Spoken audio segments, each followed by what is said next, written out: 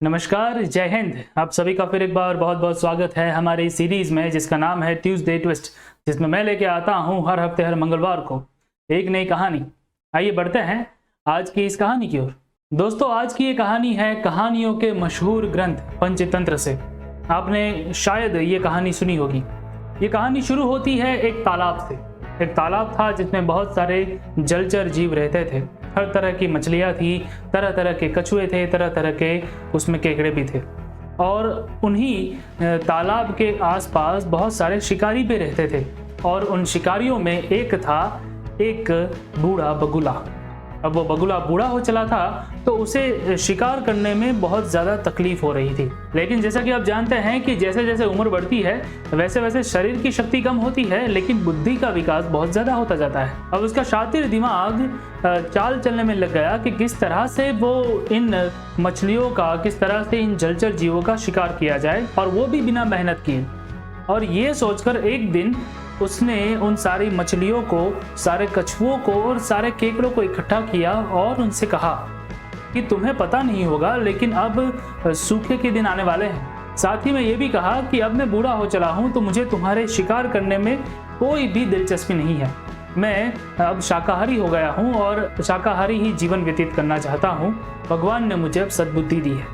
अब ये सारी बातें सुनकर वो जो जलचर जीव थे वो इस बगुले की बात में आ गए और उन्होंने सोचा कि चलो बगुले दादा जो है वो अब चल के थोड़े बहुत होश में आए तो है, उनको समझ तो पड़ा है कि सही क्या है और गलत क्या है।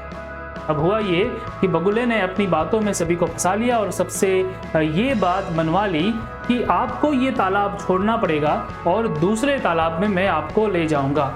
और बगुले ने साथ में ये भी कहा कि मुझ में इतनी शक्ति नहीं है कि मैं एक साथ सभी को ले जाऊं, इसीलिए मैं हर रोज दो चार मछलियों को अपनी चोंच में उठा करके लेकर जाऊंगा और उस तालाब में छोड़ दूंगा। अब मछलियों को और सारे जलचर जीवों को इन बगुले की बात पे विश्वास तो हो ही गया था, तो ये बात भी उन्होंने मान ही ली और वो लोग बगुले के साथ जाने के लिए राजी हो गए। और बारी बारी सबका नंबर भी तय कर दिया गया कि पहले कौन जाएगा, दूसरे ग्रुप में कौन जाएगा, तीसरे ग्रुप में कौन जाएगा। अब होता यह था कि बगुला सभी मछलियों को एक साथ चोंच में भरता और कुछ दूर जा करके बड़े से पत्थर के ऊपर उन सारी मछलियों को पटक देता। इससे उन मछलियों की तुरंत मौत हो जाती और बगुला अपना शिकार आसानी से हजम कर जाता। अब ये सारी चीज़ें जो है वो कुछ हफ्ते तक चलती रही। एक दिन एक केकड़े को ख्याल आया कि मछलियाँ बहुत चली गई, अब हम केकड़ों की बारी लीजिए।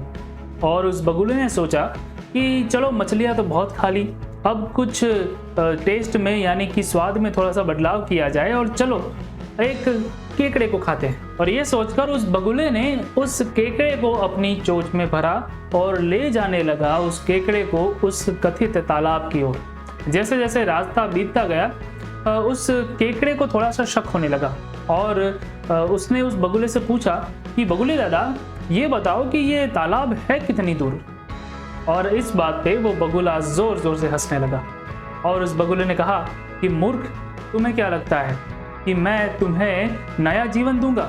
मैं तुम्हारा शिकारी हूँ और आज तो तुम मेरे पेट में ही जाओगे और यही तुम्हारी अंतिम मंजिल है। Rest in peace. अब ये बात सुनकर वो केकड़ा पहले तो डर गया कि शायद ये उसकी जिंदगी का आखिरी दिन है, लेकिन जब उस केकड़े को ये अंदाजा हुआ कि उन बेचारी मछलियों को इस बगुले ने बड़े ही निर्दयता से मार दिया है, तब उस केकड़े से रहा नहीं गया और उसने अपने नाखूनों से उस बगुले की गर्दन को पकड़ लिया। अब जैसे ही उस केकड़े ने उस बगुले की गर्दन को दर्द दबोचा तो बगुला ये सोचने लगा कि अब इससे छुटकारा कैसे पाऊं, और ये सोच करके वो सीधे जमीन के ऊपर गिर पड़ा और उसने बहुत सारी कोशिशें की कैसे भी करके इस केकड़े को यहाँ से हटा लूं, लेकिन वो केकड़ा उस बगुले की गर्दन को छोड़ने का नाम नहीं ले रहा था। और आखिर में उस बगुले ने बहुत सारी मिन्नतें की, बहुत सारी विनती की उस केकड़े से कि प्लीज मुझे छोड़ दो, मैंने तुम्हारा क्या बिगाड़ा है।